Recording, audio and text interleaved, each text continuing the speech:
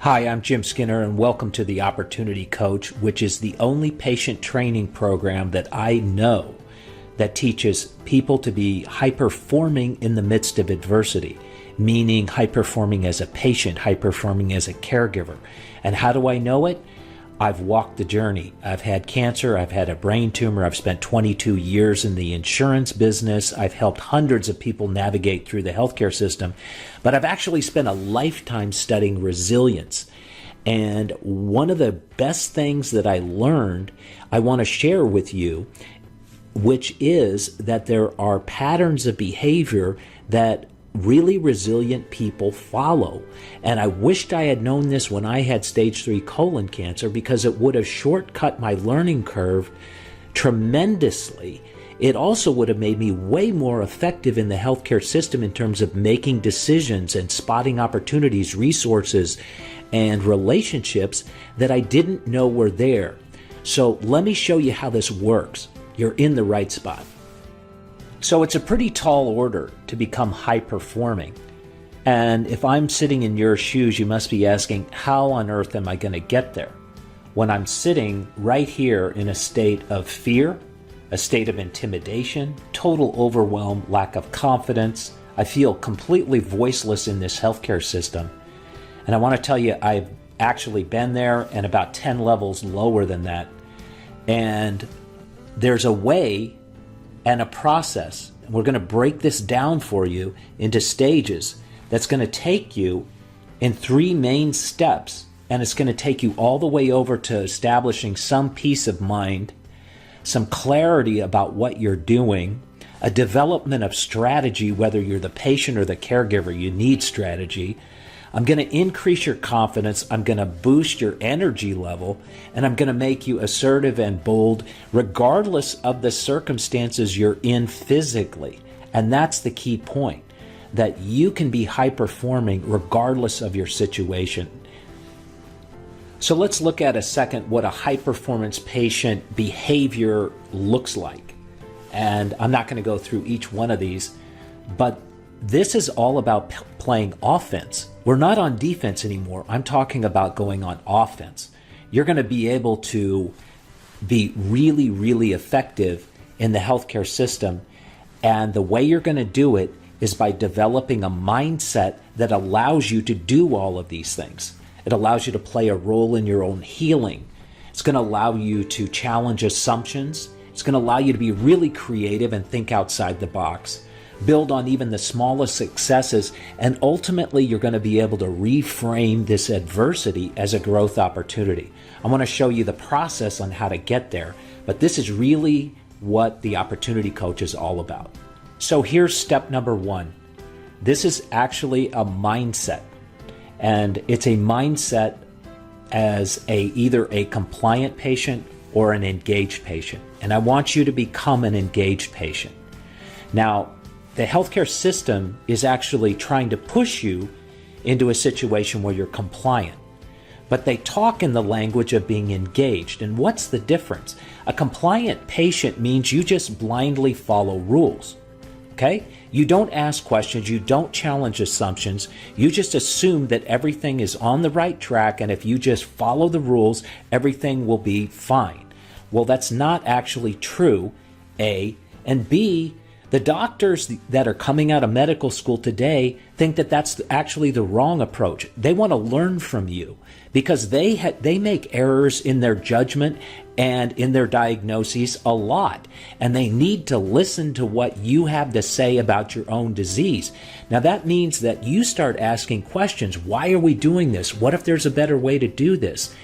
Hey, is there some possibility we can integrate complementary medicine in with this traditional medicine to get a better outcome?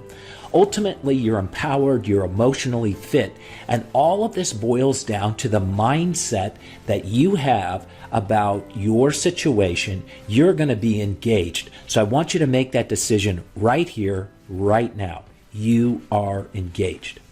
I want to ask you, have you ever been looking for a set of car keys or something in a cupboard or anything for that matter, and you find out that you've been staring at it all along, but you never saw it?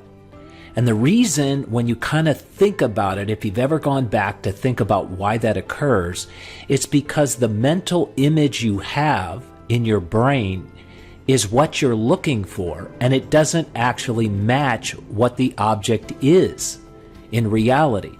It could be a different color, it could be a different shape. Your mental image is just not matching, and therefore you don't see it. So what does that have to do with anything in healthcare, for that matter? And the reality is, it has a whole lot to do with how we spot opportunity in the midst of adversity. It's really hard to see things in the best of circumstances. It's very difficult to see opportunity in the midst of adversity. And so when we get into a healthcare circumstance, it's really important to realize that you and I are kind of caught in that lower left-hand corner of this wheel here in the traditional forms of medicine. And we also tend to think that being more high-tech is the way to go. And it may very well solve all of your problems, but it might not. And here's what you need to be aware of, is that every specialist we go to is circumscribed by their knowledge base in this particular area of expertise. So it is not the universe of all healing strategies available. And when you realize that, and if you have a doctor who's open-minded enough to realize that, then you can start to integrate other forms of complementary medicine, like Chinese medicine, Ayurvedic medicine from India, or even botanical medicine, and it might radically change the outcome. But it's up to you and I to be open-minded enough to ask the question so we spot these opportunities. And that's really the key. Your brain will see what you tell it to go look for. And when you open your brain up to go looking for a wide range of creative possibilities by asking what if or how can I, then everything changes about your care. So we just saw how a mindset can radically change what we see, opportunities, relationships, tools, and things that can change the outcome of our care, and that makes us more effective. So a mindset, an open, flexible mindset, an opportunity mindset, if you will, allows us to spot opportunity. That makes us effective. But this next piece is critical because it changes the entire scope of the experience you have. And here's what I'm talking about. It's the difference between curing and healing.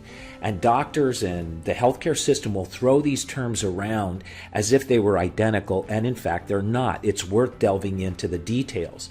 See, a doctor's all about curing disease. That means he's looking at your body and he's looking at only the physical component of it. It's all doctor driven and it works from the outside to the inside. Well, you and I, however, have a role, and that's to work from the inside to the outside. We're going to work on the emotional and spiritual part. That's where the patient and caregiver have complete control always, and this is the part that can actually translate into a completely radically changed experience that you have regardless of what happens on the physical side. And in addition to that, there's new science out there that discusses how your body metabolizes positive, empowering emotions to heal us physically. It's incredible what it does. And I want to introduce you to a PhD from Stanford who's doing cutting-edge research in this field, and her name is Kelly McGonigal. Let's take a listen. One of the things that I've been most interested in lately is research on something called mindset. And mindset science says that the way that you think about something can actually transform the effect that it has on you. Some of the most fascinating findings include how you think about aging can actually impact how long you live and how well you age. People who have a more positive attitude toward aging live on average 8 years longer than people who have a more negative attitude towards aging. And they actually thrive more and they preserve all the things that we think are good about youth and middle age. They actually do better as they get older. And some of this new research on mindset says that the way that you think about stress can actually help shape whether its effects are the toxic effects that we fear, like that stress can make us sick or that stress can lead to burnout, or whether we experience actually much more positive effects from stress. Things like learning and growth and greater engagement with life and with our relationships. If you're anxious and your heart is pounding and you're sweating, if you're able to remember that, okay, well, this anxiety is distracting or distressing, but I also know that that anxiety, that heart pounding, is my body trying to give me energy, that in some way my body and brain are trying to rise to the challenge. Literally just remembering that 5 seconds when you're experiencing anxiety can transform that anxiety into a physiological state that actually gives you more energy, that actually gives you more confidence. So one of the hormones that the body releases during stress is DHEA, which is a precursor to testosterone. It's literally strengthening. It helps the immune system, and its effect on the brain is to actually help make the brain more resilient to future stress. It increases neuroplasticity, and this is part of the normal stress response. And when you choose to view stress as an opportunity to learn and grow, your body and brain actually responds, releases more of DHEA, and actually puts you in a biological state that makes it more likely that you will learn and grow from that stressful experience. So here is the best rendering I can give you of what a mindset looks like. And it's way more, it appears more complicated than it actually is. But this is a mindset built on gratitude. And here's one of the things that happens is that when people are grateful, and by the way, gratitude, deep thankfulness and gratefulness is what resilient people do universally. Whether they know it or not, they instinctively become grateful, and the reason is that it triggers its own healing response. And what it does is it gives you a unique alignment of your emotions, your logic, your attention, and your memory. And when you align those in a certain way, through deep, proactive gratitude, you access your emotional DNA and these super empowering emotions like faith and hope and kindness and love and humor even. And you can actually build what we call resilience filters. In other words, the way you look at adversity is passed through a filter, a mindset that enables you to use it to your advantage. And that's the gist of the Opportunity Coach. In a nutshell, it's built on a chassis of deep proactive gratitude, and we show you how to customize your own resilience filters for your particular circumstance, and it is highly personalized just for you. In the very beginning, I told you there were 3 steps to take you to escape from the fear and intimidation and arrive over some level of peace of mind and clarity. So we began with step 1, which was a decision to engage. We moved over to step 2, which was learning what your role is and executing your role. And step number 3 is having a process that you use that allows you to get there, and that's what the Opportunity Coach is. It's the tool that will take you from the left side over to the right side, and it will make you effective. It may actually change the outcome that you have. It'll certainly change your experience. So let's review what those training levels look like. So the OppCoach is broken down into 3 levels, just like any skill set that you're training. If you were in martial arts, or you were learning ballet, or you were learning anything at all, a new instrument, you start at a basic level of fitness, then you get into the mid-level, what we call flexibility, and finally you're in the black belt level of transformational resilience. These effort levels on the left are all basically categories and levels of resilience that you achieve. So in that first level, we're going to teach you how to relax in the adversity, which is a big deal. You get some level of mental endurance, some clarity of thought, and you learn how to do proactive and creative problem solving during the middle of a crisis.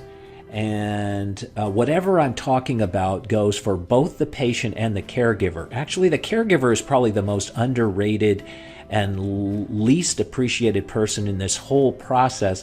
And you need to be going through this whether or not the patient is going through it, because you have your own trauma to be dealing with as you go through. I've been there. I understand it.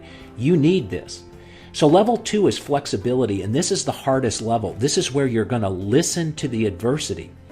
And it's like turning into a skid on a spinning car. It's the opposite of what you think you got to do to get out of the spin. But when you lean into that adversity, you listen to it, you start to create some emotional healing, and you can reframe the adversity, the event that is the adversity in front of you, and develop some peace of mind independent of the physical curing situation that you may or may not achieve.